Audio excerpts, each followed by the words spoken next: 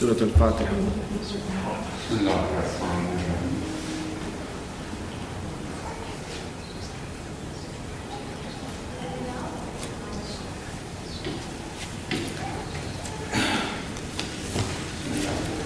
أعوذ بالله من الشيطان اللعين الرجيم. بسم الله الرحمن الرحيم. الحمد لله رب العالمين، والصلاة والسلام على أشرف الأنبياء والمرسلين سيدنا ومولانا أبي القاسم محمد اللهم صل على محمد وآل محمد وعلى آله الطيبين الطاهرين المعصومين. أما بعد. Yesterday I mentioned that if we change something and make it a part of our culture, then not only does that thing become easy for us, but it also becomes enjoyable for us. We would like doing it. And all the things that we need to make a part of our culture are the wajibat, the obligations, the commands and the prohibitions, the amr and nahi of Allah subhanahu wa ta'ala. These are things that we need to make a part of our culture so that the obligations that we have from Allah become easy for us, and not only easy, we start enjoying doing them. Otherwise, if we don't make it a part of our culture, we will always find it a burden. We will always find it hard and difficult in doing things that Allah has made wajib or Allah has made haram on us. Just like the West. When I give an example about the West, how the West has made the escaping or the contempt of authority or the insubordination to rules and the freedom from rule, from authority, how the West has made the freedom from rule something likable, something that is good in their culture. If you look at America, and if you look at the culture in America, you will see that people run away from obligations. They try to escape responsibility. They try to go away. They don't want to be obligated. Hence you see and hear different things. For example, you hear a person saying with pride that I am my own man. I am my own man. Or I don't take orders from anyone. I do what I want to do. And when they say this, obviously they say this with a sense of pride and pleasure. They have made not listening to obligations a part of their culture. They have made not being under the yoke of obligation a part of their culture, and hence they feel pleasure when they are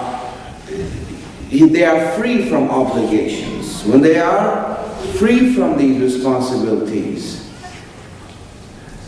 Now, this statement that they make, for example, I do what I want to do, or for example, I am my own man, and I don't take orders from anyone. They say it with a sense of pride. This could also be said with a sense of regret and sorrow and grief. The same statement could be made with regret. Is it a good thing or a bad thing that you are on your own? Is it a good thing or a bad thing that you don't have any obligations? Is it a good thing or a bad thing that there's no one who's giving you orders?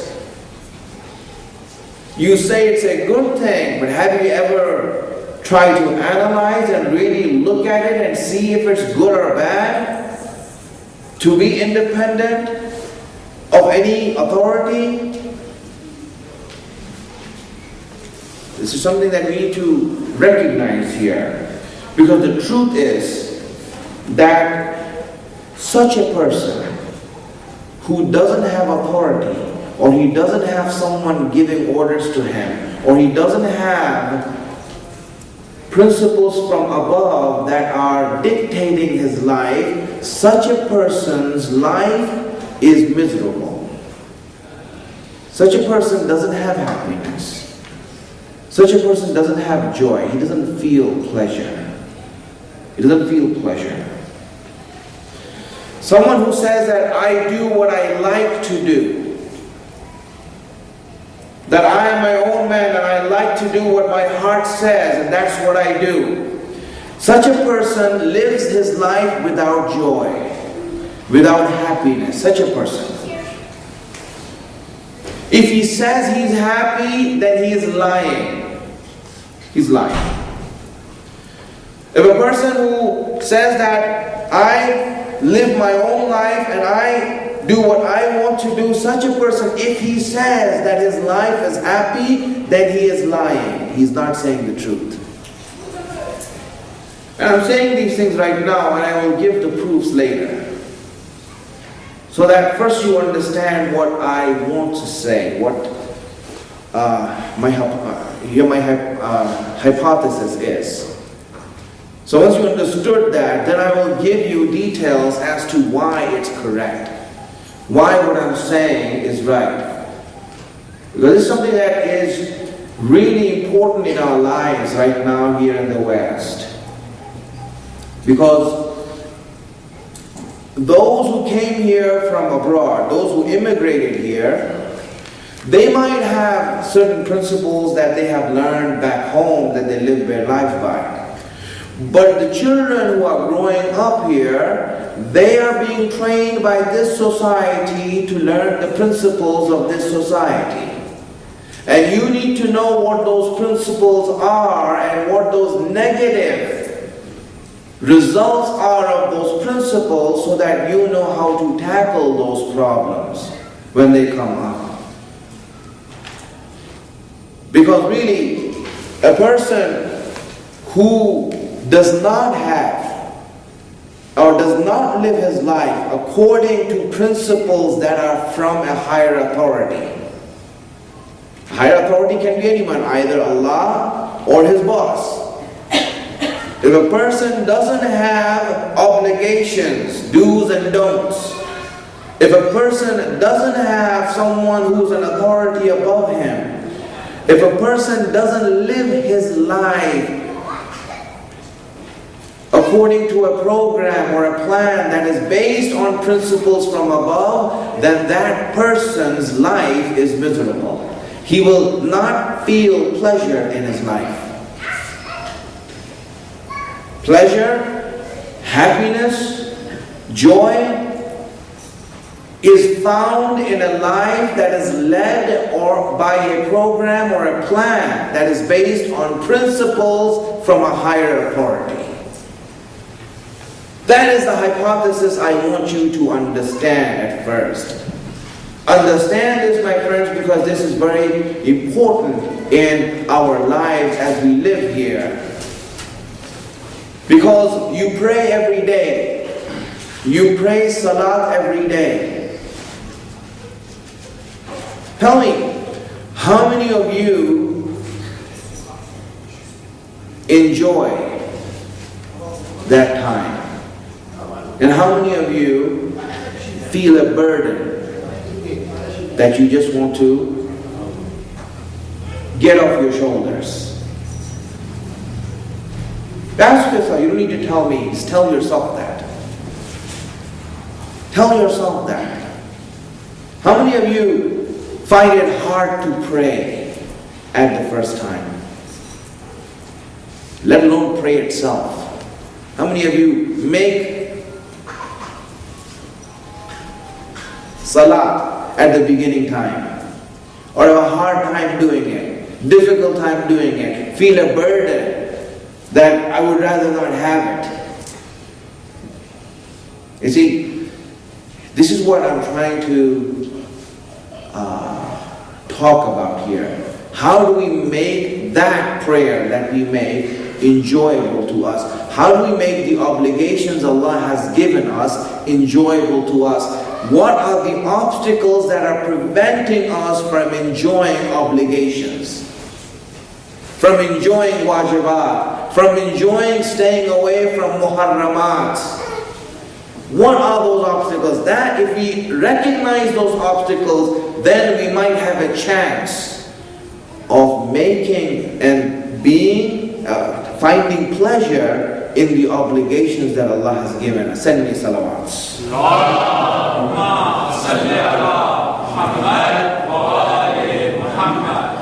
So I want to make a conclusion of my introduction that I just gave here. So it's repeated in your mind before I go on.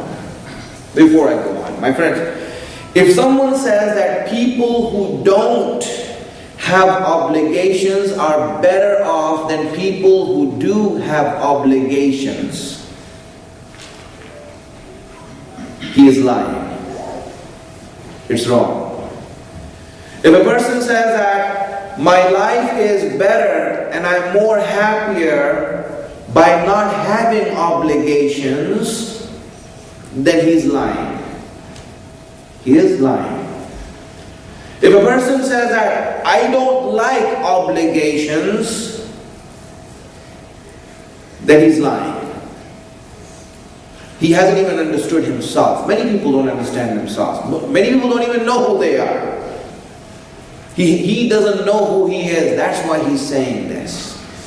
If he knew who he is, then he would not deny the fact that a life with obligations is better than a life without obligations. Meaning a life with taklif is better than a life without taklif. This is the introduction. One note I will add here, one note. Just so that you understand this. On the other hand, or the flip side, this is also true.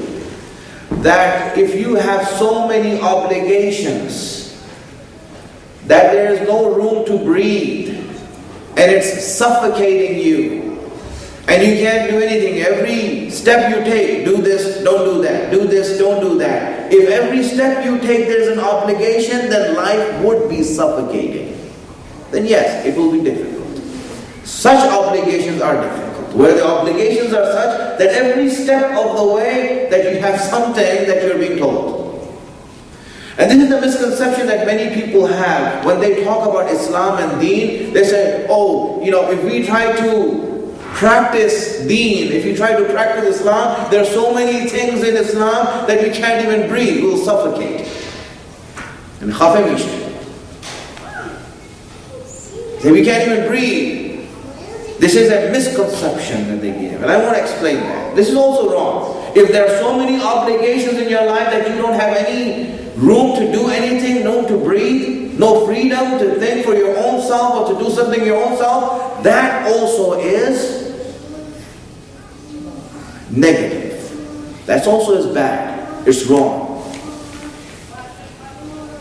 There must be some time that you have that is for your rest. There is some time that you have where you make the choice, where you're not being told what to do. There has to be that room. And I want to explain that to you through this hadith of Imam Ali alayhi salatu wasalam.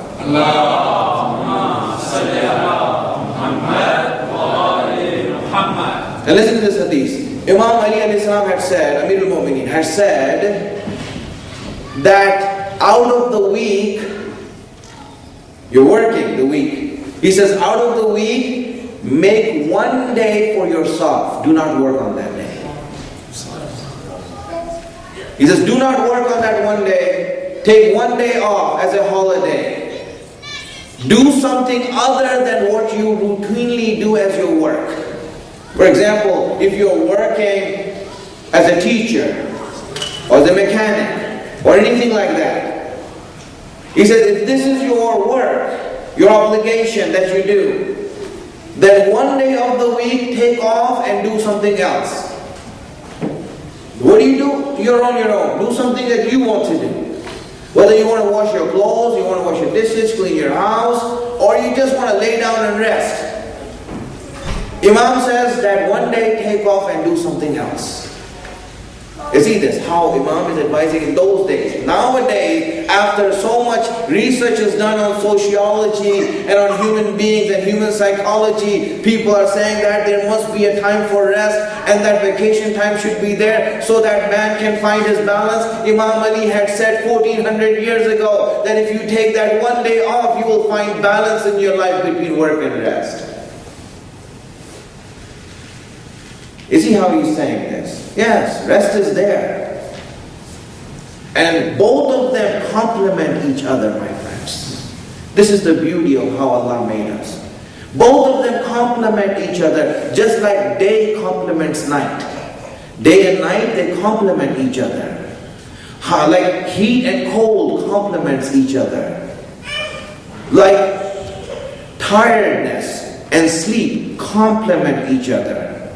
You know, you're fatigued, tired on one hand, and sleep and rest on the other hand. They complement each other. If you are tired, you will see that your sleep will be sweeter and better. If you are not tired, try to sleep when you're not tired and see. You will be rolling around in bed trying to see how you can go to sleep. You'll push yourself and you won't be able to go to sleep, you're not tired. You see how tiredness, ta'aban, tiredness complements naum and sleep and rest. How does it complement that? This is how you see that obligations complement non-obligations. They complement each other. They go hand in hand. The pleasure of obligations is felt when you have rest, and the pleasure of rest is felt when you have obligations. This is how it goes in hand. But I want to go on from here.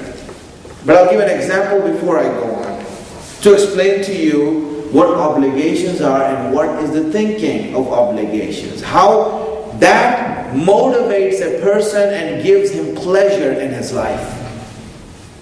I'll give an example that is easy for us to understand, especially for those who have been to Hajj. If you've been to Hajj, how many of you have been to Hajj? Okay, I don't see that many hands. Inshallah, may Allah write your Hajj this year in this month of Ramadan, that He invites you to His house this year, inshallah. My friends, when you go for Hajj, there's so many rules that Allah has, amr and nahi that Allah has, do's and don'ts that Allah has. Every step of the way, you see, once you wear ihram, then all these rules apply. You can't look in the mirror. You can't pull off your hair. You can't break leaves. You can't wear perfume. So many things, on and on and on, it goes on. And for everything that you do, sheep, sacrifice the sheep, kafara. Everything that you do, sheep, and sometimes camel. So now, everyone you see is running around trying to make sure that they don't do anything wrong. Don't do anything wrong. You see, all these rules are there. Now we were doing Hajj and we came to Tawaf. We started making tawaf around the Kaaba. So now, when you make tawaf, what happens? You have to start at Hajar Aswad. You have to end at Hajar Aswad. You have to walk within Maqam Ibrahim. You have to walk with your left shoulder towards the Kaaba. You can't go backwards. Right? You cannot, for example, turn away from the Kaaba. All of these rules are applying. So someone Hajis are learning the rules as I explained to them. And they're like, okay. Then I said, listen, so one Haji asked, so what should we read? He says, you can read whatever you want. But isn't there anything that we should read? I said, no, Allah has given you freedom here. You can do what you want. He said, no, there must be something to read here if you want to read something. Mama, you see, all the places where Allah has set an obligation, they're fine. They say, Alhamdulillah, now we know what to do. The place where Allah says, now you're free to do what you want to do, now we're confused. What should we do now? What dhikr should we read? What should we say? What should be in our mind? What should be in our heart? Allah says, that's up to you. Isn't there any hadith that the Imams have said that this is that? Why are you complaining about this? Allah gave you freedom. Why aren't you happy with the freedom that you have? Think what you want. But see, no, Maulana, we want to take advantage of the opportunity we have. That's why we ask you if there's anything recommended, we want to read that. So you understood something. That something is what? What did you understand here? That person understood that taking advantage of opportunities and taking benefit of opportunities is obeying the commands and obligations and taklif of Allah. You see, when you have a plan, when Allah has given you a plan, you see, at that time you're happy because you're doing something. You're fulfilling something. Your obligations are being done, you're happy. The minute Allah gives you freedom, you're confused what to do now. You see what happens? You see where I'm going at? You see, obligations give fulfillment in life. They give the pleasure in life because you feel that you are doing something. When you don't have obligations, that's when you're confused. What should I do now? Why didn't Allah say anything right now? Any place you go, you'll see this. We go to Arafat. We stay there. Now, the only wajib thing is that you stay there. That's the only wajib. Everyone's happy in going to Arafat. They wear the ihram and Alhamdulillah, we're going to Arafat and this and that. When they come to Arafat, then they say, okay, Maulana, what should we do now? Well, you're on your own. You can make du'as, you can do whatever. You can sleep also and do something. But isn't there anything recommended for us to do? This and that, do this, do that. You see, again, Allah gave you freedom here. Why don't you enjoy your freedom? Do as your heart wishes. Do what you want. But you see, people want to know. No, we want to know what Allah says so we can do that. In other words, if Allah gives taklif to you, you find pleasure in fulfilling it. Wherever Allah gives freedom, that's when you're confused and do not know what to do in this place. My friends, it's taklif and obligations that give pleasure in life. That is what gives pleasure in life. Otherwise, if we don't have a program, we don't have a plan, that person is miserable in his life. He's confused, what should I do now? He's never happy with what he's doing. Salawat ala Muhammad.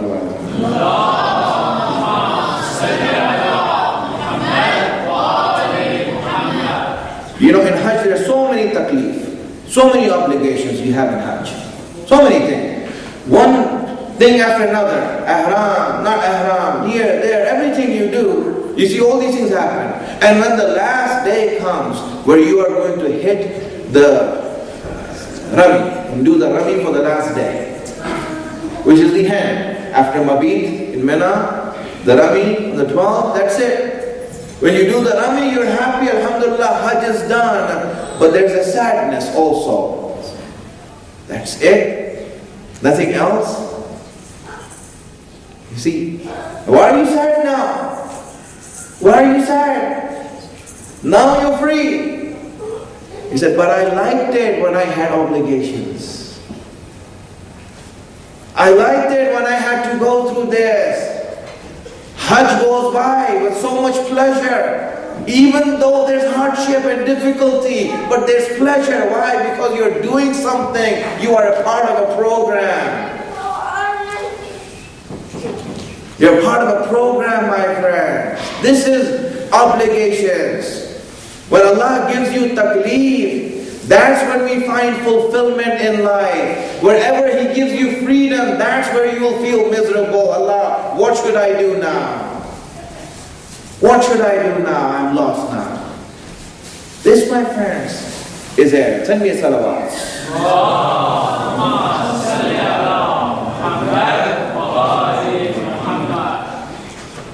So at the end, man has many needs, my friends. Man has many needs, necessities. You know, he's in need of food. He's in need of water. He's in need of rest. He's in need of work. He's in need of shelter. He's in need of many things. He's in need of taklif also, obligations. Whenever, now, I want to reach a result now. Whenever these needs are fulfilled, any need in your life, whenever a need is fulfilled, that's when you find pleasure. For example, you're thirsty. You're thirsty. When you drink water and quench your thirst, you find a pleasure there. You're tired. When you rest, you find pleasure there. And if you're over-rested, you know, there are some people who oversleep. You'll see, whenever you oversleep, sleep for a long time, you'll see you wake up worse than what you went to bed before. You feel more tired. You feel worse than what you went to sleep with. So now when you oversleep, then what helps you is working, doing something, becoming active. You see, anytime a need is fulfilled, that is when man gets pleasure.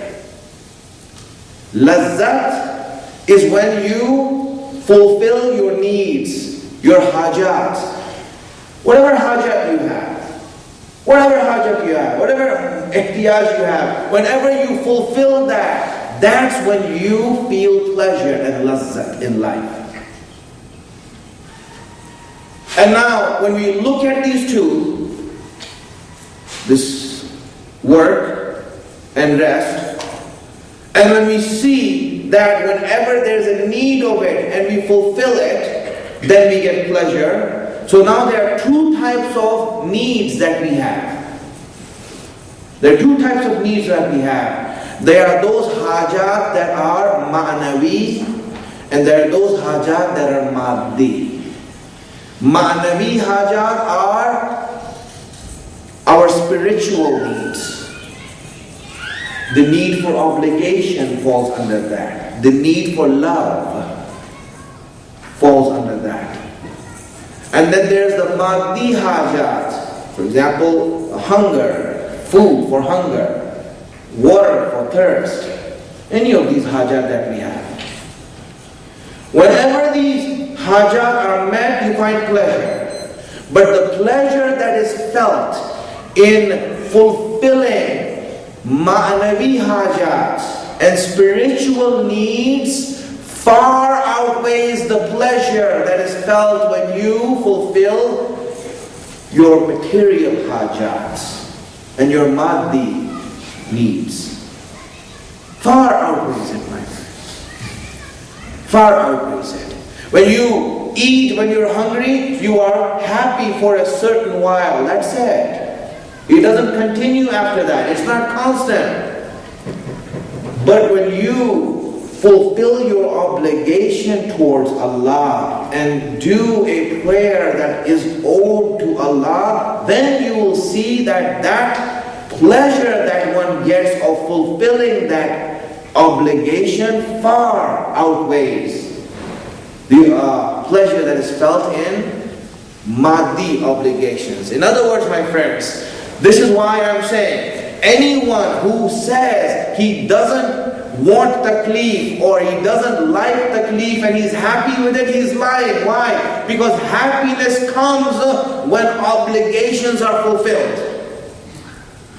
A person who says, oh, I'm my own man, I live my own life, I don't take orders from anyone, that person will never be happy in his life is miserable. And if he says he's happy, he's lying. Because the only way you get happiness and pleasure in life is by fulfilling your needs and necessities. And obligation is one of the necessities of man. If obligations are not there, then that person doesn't have the basis to be happy.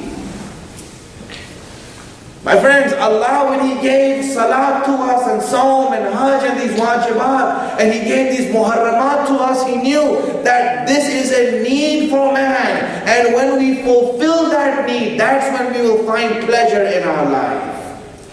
That's when we find happiness in our life.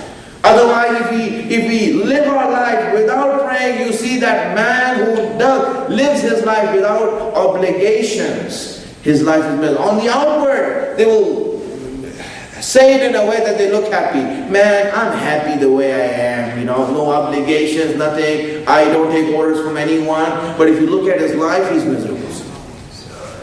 He's miserable in his life. Why? Because there's no obligations in his life. It's obligations that give us the pleasure in life, my friends. It's obligations. Because if you're resting all the time, you will be bored of resting. If you're enjoying all the time, you're bored of enjoying. For example, I'll give an example. If I hire someone, like for example, there are people and kids, this and that. Let's say, I'll give this example. Maybe not an appropriate example, but I'll give it anyway, so we understand the issue. Right? Let's say a kid goes to nightclub and dances there. Right? So he finds a certain pleasure in doing that. Right? He goes there and dances. Now he's not doing it 24 hours a day, 7 days a week. He goes there on Friday nights or Saturday nights for 2-3 hours and that's it. So he enjoys it. Now for example, I hire the kid. Hey, listen. I tell the kid, listen man, I want to hire you here at the club. Like, wow, great, what should I do? He said, I just want you to dance all day long. Just dance here all day long. Tell me, now would that dancing give him pleasure?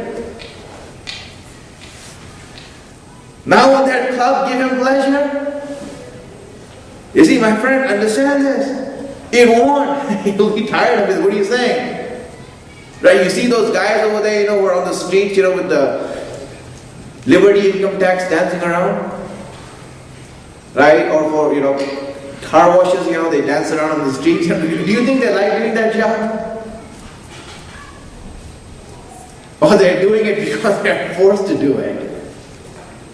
They don't like doing that job. And he said, man, you're dancing all day long. You're doing nothing but standing around and doing what you want. Don't you like it?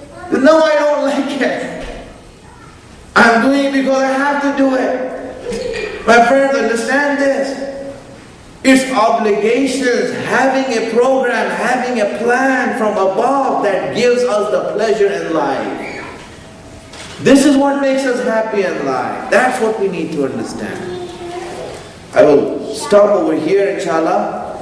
And since we have time today, 5 minutes, inshallah, we'll open the floor for questions, if anyone has any questions in regards to this. Salawat.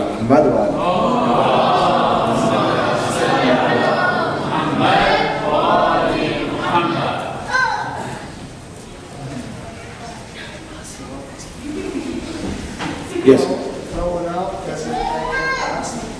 Okay. He's asking about throwing up, if it breaks your fast. If it's done intentionally, Ramadan, it breaks your fast, Ramadan. Right? But if it's not done Ramadan, like Ghair Muhammad, accidentally, it's fine. It won't break your fast. Yeah. If you use a toothbrush, toothpaste, it will not break your fast unless it goes into your throat, meaning the water or moisture goes into your throat. So if you are able to make sure that it doesn't go into your throat, or by habit it doesn't go into your throat, then you're fine. But if by habit you see that whenever you brush, you see that it goes into your throat, then in that case you should not brush. Same as with the miswak? Miswak also, same thing.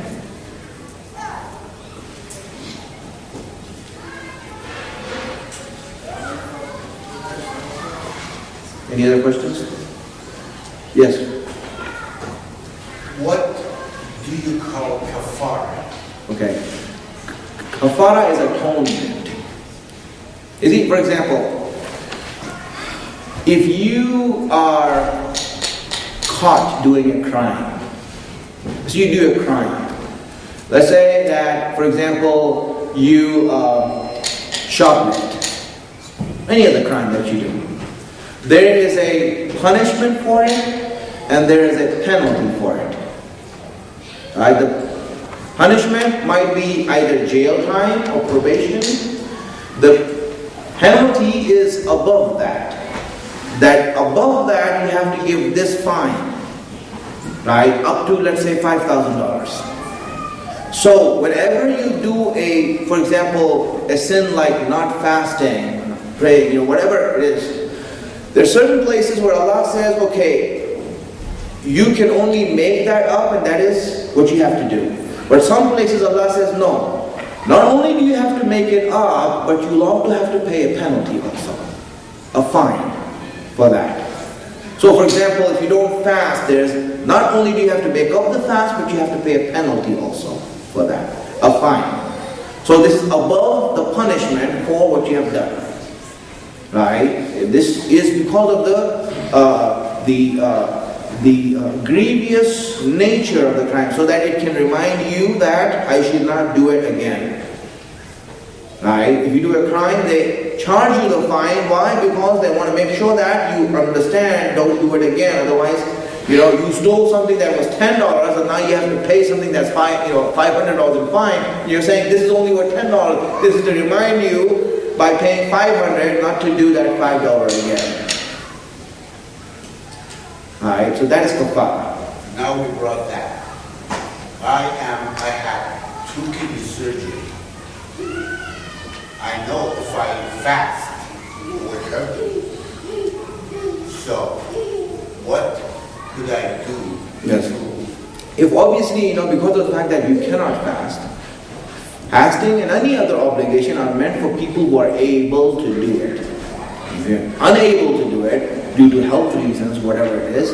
So, in that case, right, for every day that you haven't fasted because of your illness, then you will give a mud of food. A mud is like a plate of food, which, for example, in our time, it's like $5, let's say, a day, which you give for food to the poor and needy, or mustahab.